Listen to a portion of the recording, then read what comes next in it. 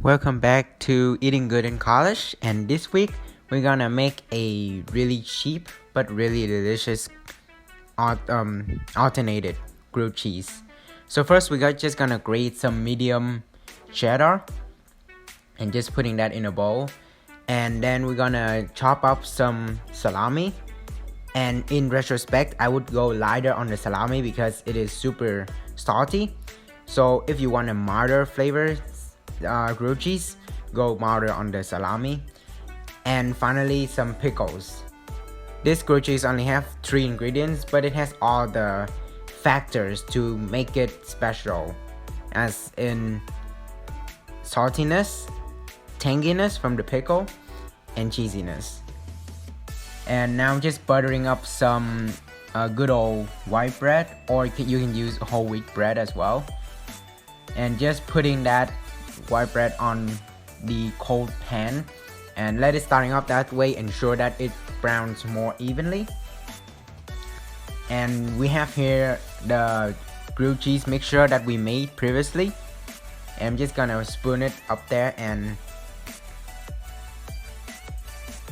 my theory is that I just try to get it all on the pan first, and then I can try to maneuver it around while all the mixture are on the pan. And I don't care if it's on or off the bread, because it's hard to adjust at first. Rather, I'll just adjust it later with my 2-prong system. And finally, the butter side up, the other bread butter side up goes on top. And I'm just gonna wait around until the bread cooks, until the bread brown and become crispy. It is also helpful to remove all the cheese bits that fell out of the bread, as you can see that I'll start to remove soon, because those cheese bits may burn during this process, and that may just be a hassle to clean up afterwards. You don't have to, but it'll be much easier to clean up if you remove them as soon as possible.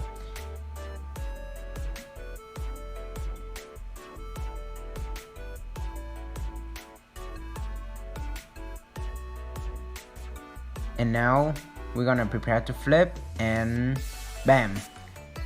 As you can see, the other side is super brown right now, and now I'm just gonna wait for the other side to also get as brown while the cheese gets really melty.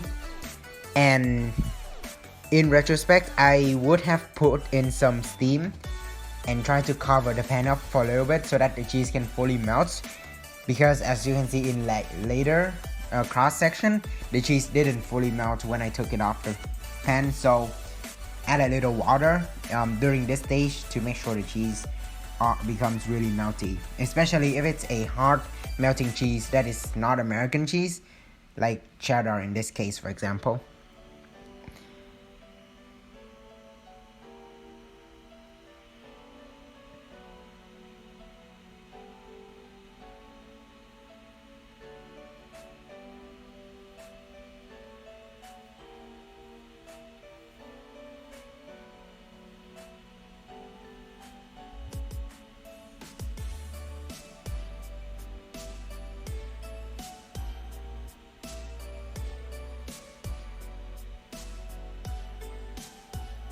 And now we're checking the underbelly of this sandwich. And after checking, I decide to give it a few more minutes until I finally take it off the head.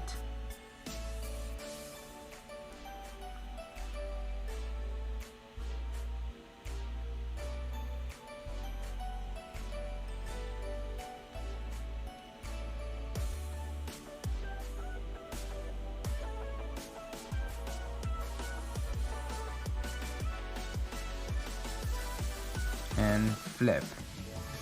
So as you can see, the grilled cheese, although it was not as brown on the second side as it could be, I got really impatient and I took it off ahead of time. So as a result, I both got not so crispy on the underside, but also I didn't get as much of a cheese stretch action when I did the cross section. So to recap, more water, be careful with the salami and the pickles, and you should make a perfect grilled cheese with a fraction of a price and a fraction of efforts compared to ramen.